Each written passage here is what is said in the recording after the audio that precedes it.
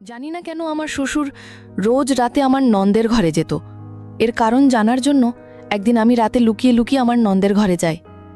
তারপর আমি যা দেখি সেটা দেখে আমার পায়ের তলা থেকে মাটি সরে যায়। দরজার বাইরে দাঁড়িয়ে আমার গায়ের লোম খাড়া হয়ে যায়। আমি বাইরে দাঁড়িয়ে দাঁড়িয়ে দেখি আমার শ্বশুর আমার নন্দের সাথে। আমি লোকের মুখে শুনেছিলাম যে বিয়ের পর মেয়েদের জীবন খুব কঠিন হয়ে যায়, মেয়েরা পর হয়ে যায়, আর যে বাড়িতে তারা বউ হয়ে যায় সেখানে তাদের বাড়ির মেয়ের মতন ভালোবাসা দেওয়া হয় না। তবে এই ব্যাপারে আমি খুব ভাগ্যবতী ছিলাম। আমি খুব ভালো শ্বশুরবাড়ি পেয়েছিলাম। আমার শ্বশুরবাড়িতে মাত্র ৩ জন লোক ছিল, আমার স্বামী, আমার শ্বশুর আর আমার নন্দ। আমার শ্বশুরমশাই খুব ভালো ছিলেন। তিনি খুব নরম মেজাজের ছিলেন। উনি খুব কম কথা বলতেন, আর যখনই কথা বলতেন খুব আস্তে আস্তে কথা বলতেন। ওনাকে আমি কখনো জোরে কথা বলতে শুনিনি। আজ আমি তাড়াতাড়ি রান্নাবান্না সব শেষ করে আমার স্বামী বাড়ি ফেরার অপেক্ষায় বসেছিলাম। হঠাৎ খুব জোরে বৃষ্টি শুরু হয়। আমার চিন্তা হতে থাকে যে আমার স্বামী ঠিক মতন বাড়ি আসতে পারবে কিনা। তখন খুব জোরে বিদ্যুৎ চমকাচ্ছিল। আমার বিদ্যুৎ চমকানো খুব ভয় লাগে। আমার বিয়ের পর এই প্রথম এত জোরে বৃষ্টি আর বিদ্যুৎ চমকায়। আমি ভেবেছিলাম যে বিয়ের পর প্রথম যেদিন বৃষ্টি হবে সেদিন আমি আমার স্বামীর সাথে খুব এনজয় করব, কিন্তু তা আর হলো না। কিছুক্ষণ পর আমার স্বামী আমাকে ফোন করে জানায় যে রাস্তায় খুব জল জমে গেছে, তাই সে আজ রাতে বাড়ি ফিরতে পারবে না। আজ রাতটা সে তার অফিসে কাটাবে। এটা শুনে আমি একটু ঘাবড়ে যাই। আমি গিয়ে আমার শ্বশুরমশাইকে জানাই যে আদিত্য আজ বাড়ি আসতে পারবে না। বাবা বললেন, কোনো ব্যাপার নয় বৌমা, তুমি নিজের ঘরে গিয়ে শুয়ে পড়ো। আমি আমার ঘরে চলে আসি, কিন্তু একা একা ঘরে আমার খুব ভয় করছিল। বাইরে জোরে জোরে বিদ্যুৎ চমকাচ্ছিল। আমি ঘরের এক কোণায় জড়াসড়ো হয়ে বসেছিলাম। বিদ্যুতের আওয়াজে আমার খুব ভয় লাগে। সারা রাত আমি এভাবে একা কি করে কাটাবো?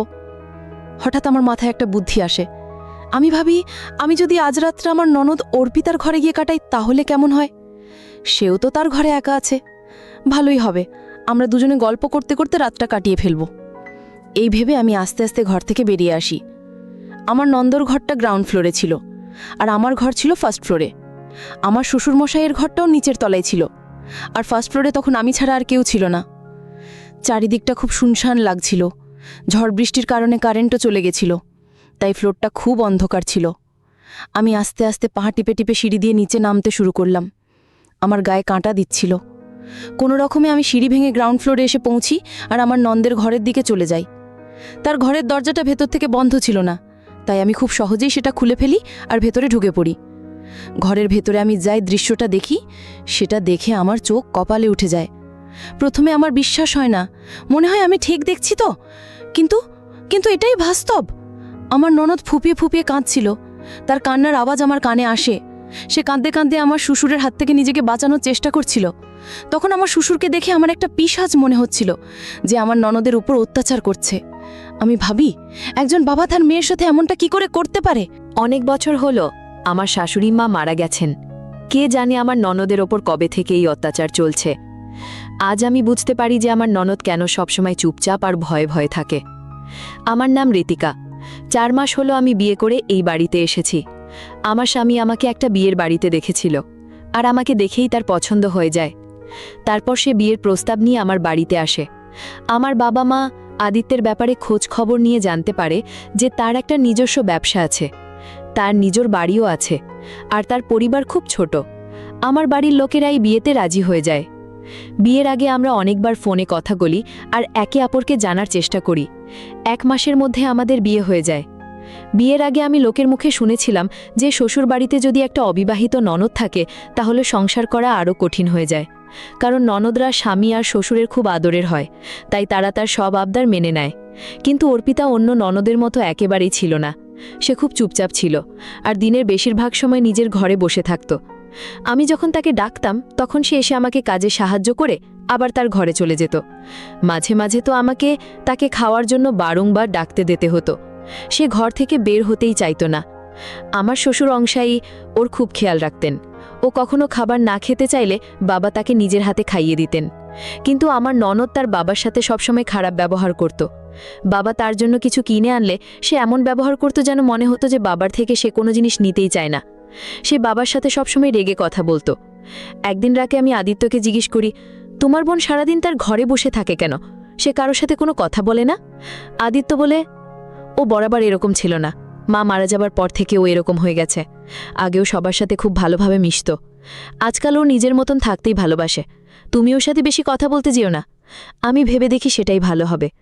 এমনিতেই আমার ননদ আমার জন্য কোনো সমস্যার সৃষ্টি করত না, তার জন্য আমার শ্বশুরবাড়িতে কোনো অসুবিধা হয়নি। আমি বন্ধুদের মুখে শুনেছিলাম যে ননদরা বৌদিদের একদম পছন্দ করে না। তারা ভাবে অন্য বাড়ি থেকে এসে সে আমার বাড়িতে কেন হুকুম চালাবে। আমি শ্বশুরবাড়িতে আসার আগে এটাই ভেবেছিলাম যে অর্পিতাকে নিয়ে আমার সমস্যা হতে পারে, কিন্তু এখানে এসে দেখি অর্পিতাকে নিয়ে আমার কোনো সমস্যা নেই।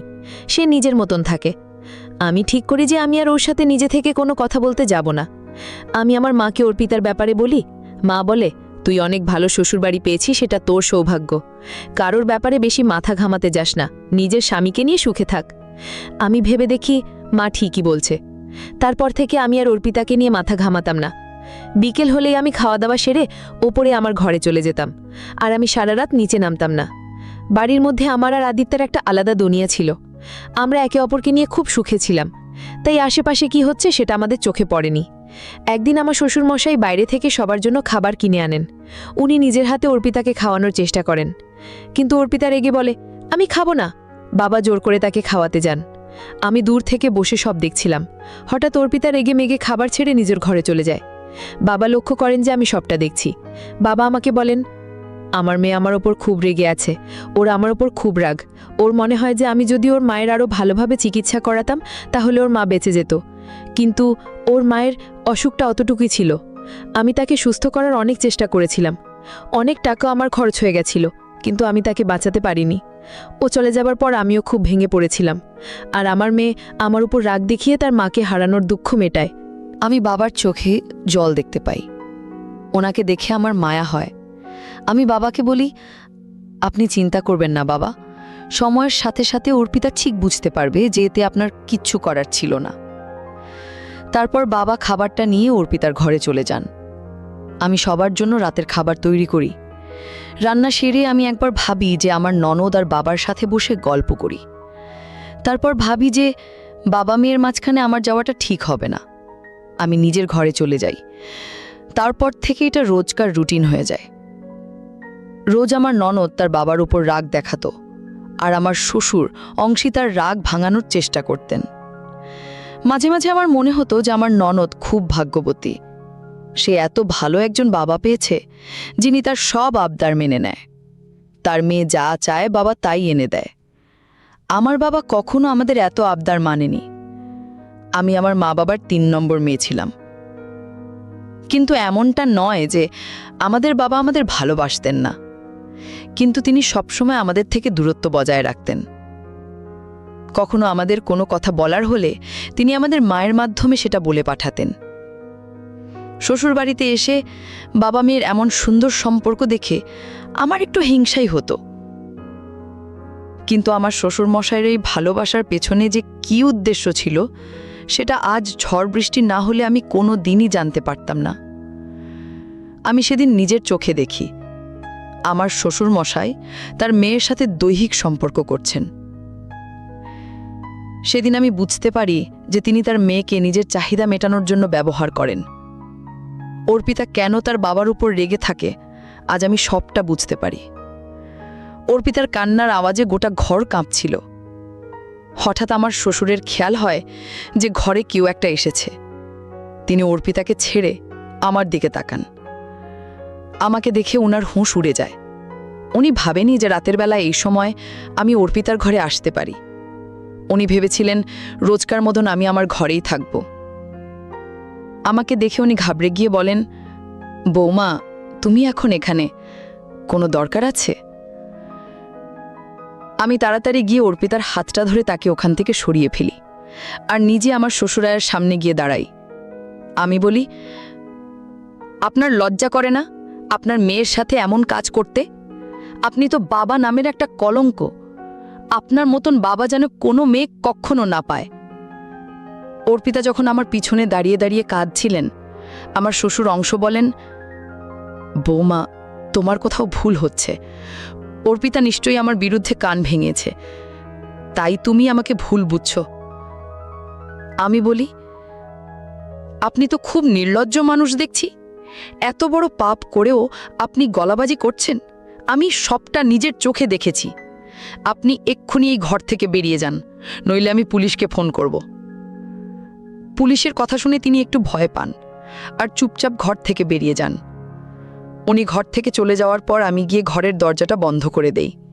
তারপর আমি এসে অর্পিতাকে জড়িয়ে ধরি। অর্পিতা আমার বুকে মাথা রেখে খুব কাঁদে। এতদিন ওর উপর অনেক অত্যাচার হয়েছে, এটা ওর কষ্টের কান্না। আমি ওকে কিছুক্ষণ কাঁদতে দেই। তারপর ও নিজে থেকেই বলে, আমার যখন 11 বছর ছিল তখন আমার মায়ের বিয়ে এই লোকটার সাথে হয়েছিল। অর্পিতার কথা শুনে আমি অবাক হয়ে জিজ্ঞেস করি, তুমি আমার শ্বশুর শাশুড়ির নিজের মেয়ে? না, আমার নিজের বাবা বিয়ের কয়েক বছর পর আমার মাকে ডিভোর্স দিয়ে দেয় আর আমাকেও আমার মায়ের দায়িত্বে রেখে চলে যায়। আমার মা আমার দায়িত্ব নিতে চায়নি। মা ভেবেছিল যে একা হাতে আমাকে বড় করা খুব কঠিন হবে। আমার কারণে মাকে সারা জীবন একা থাকতে হবে। সে আমার জন্য দ্বিতীয় বিয়ে করতে পারবে না। কিন্তু ভাগ্যবশত আমার মায়ের বিয়ে তোমার শ্বশুর অংশীর সাথে হয়ে যায়। তিনি আমাকেও মেনে নেন আর আমার মায়ের সাথে সাথে আমারও খুব খেয়াল রাখতেন। কিন্তু কিছুদিন পর আমি বুঝতে পারি যে আমার সৎবাবার আসল উদ্দেশ্যটা কি। আমার যখন 12 বছর বয়স ছিল তখন আমি ঠিক ভুলটা বুঝতে শিখেছিলাম। তখন আমি আস্তে আস্তে বুঝতে পারি যে আমার সৎবাবা আমাকে কি চোখে দেখেন। তিনি আমাকে ভুল জায়গায় ছোঁতেন। আমি আমার মাকে এ ব্যাপারে কিছু বলি না, কারণ আমি চাই না আমার কারণে মায়ের আবার বিয়ে ভেঙে যাক। আমি সব কিছু মুখ বুজে সহ্য করতে থাকি। মাঝে মাঝে তোমার শ্বশুরাই জোর করে আমাকে ওনাদের ঘরে শুতে বাধ্য করতেন, আর যখন আমার মা ঘুমিয়ে পড়ত তখন তিনি আমার কাছে আসতেন আর আমার ঘনিষ্ঠ হবার চেষ্টা করতেন।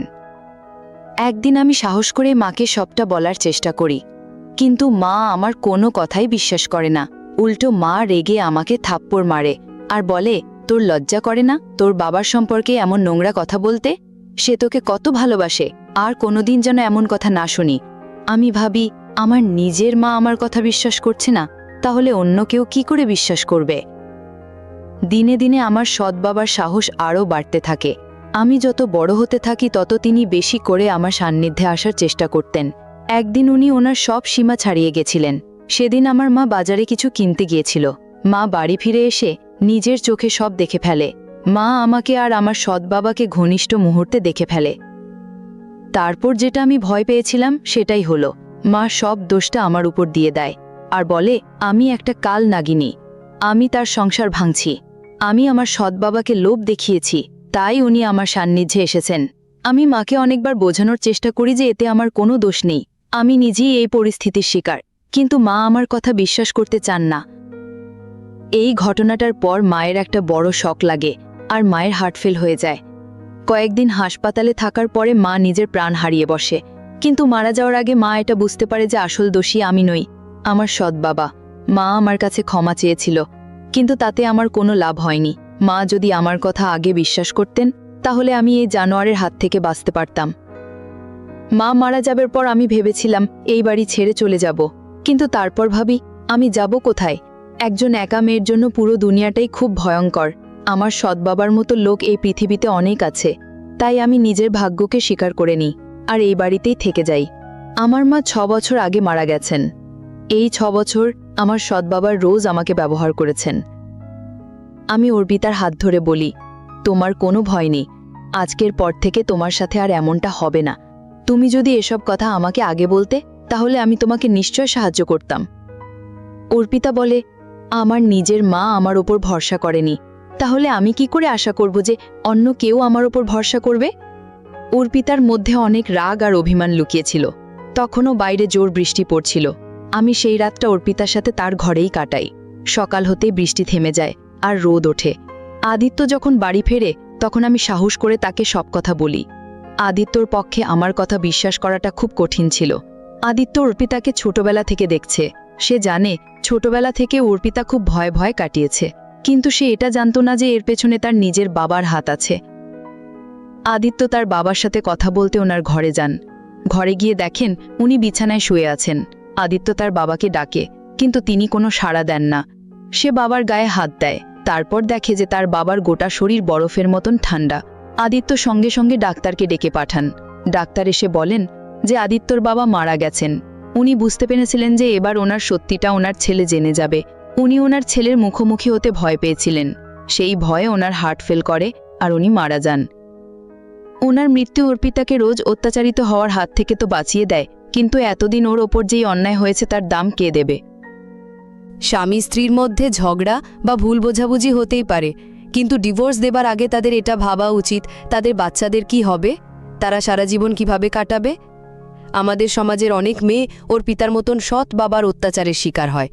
মা বাবাদের নিজেদের সন্তানের কথা আগে ভাবা উচিত, ভেবে দেখা উচিত যে তারা যদি আলাদা হয়ে যায় তাহলে তাদের সন্তানদের কি হবে। নিজেদের ভুল বোঝাবুঝির শাস্তি আপনাদের সন্তানদের দেবেন না, যাতে আমার শ্বশুর মশাইয়ের মতন লোকেরা আপনার সন্তানকে ব্যবহার না করতে পারে। আর কেউ যদি আশেপাশে এরকম কোনো ঘটনা দেখেন তাহলে তার প্রতিবাদ করবেন। আপনি প্রতিবাদ করলে অনেক অসহায় মেয়ের প্রাণ বেঁচে যেতে পারে।